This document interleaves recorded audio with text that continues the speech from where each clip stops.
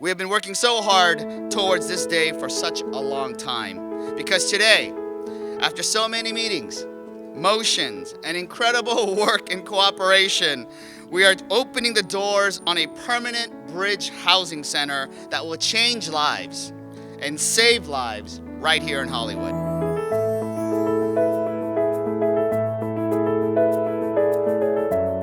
Today, we say to the folks that are unhoused, our brothers and sisters, we see you, and now you can come home.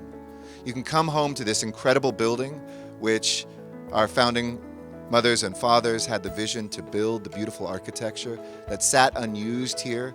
And the folks that came together to do this are this coalition that reflects the City of Angels. In early 2017, the Homeless Service Authority convened the Ad Hoc Committee on Women Experiencing Homelessness. Increasing numbers of women were suffering without housing. This report, co-chaired by myself and Wendy Gruhl, argued that we needed more women-only spaces, in large part because women experiencing homelessness are significantly more likely to have suffered from violence. But here, when we saw this porch, through the, if you remember, the green screen that was covering the chain link fence, we thought, in this place, under these beautiful trees, where women used to bring their children to read, to loan books, to listen to story time, this was a place where a person could recover from trauma and could start again. The singular, most difficult thing is finding your way out of homelessness. And hope deferred makes the heart sick. So anytime anything is done, a shower, a bathroom, or bridge housing for those devastated by homelessness, it gives hope. Today, after incredible restoration, we are giving this building a second life, as it helps women experiencing homelessness rebuild theirs. With 30 beds, a courtyard, and a full-size kitchen, the Gardner Street Women's Bridge Housing Center will come with a full slate of wraparound services, from life skills to yoga classes to mental health care, that will connect residents not just to housing, but to a meaningful life. The Weingart Center's job is to help these women navigate themselves back, not just to getting a permanent place to live, but to actual self-sustainability. So we're going to help them with mental health, and we're going to give them case management where appropriate. We're going to give them job training, because we just don't want to put them in a bed in a bridge housing facility. We want to get them back to being contributing members of society. And I want to emphasize to the press and to everyone else in our city that not only did this community accept this bridge housing for us, but they worked to put it together. When you go inside, you will see that some of the furnishings were actually donated by local community members, and they have worked with us all along.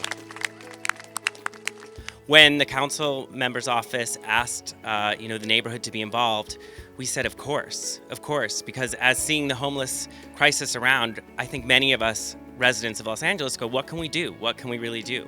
And to be able to be part of this process, which again, I will thank Catherine and Sarah and David and everyone at the city for their vision and being so transparent, involving us from the beginning in this step.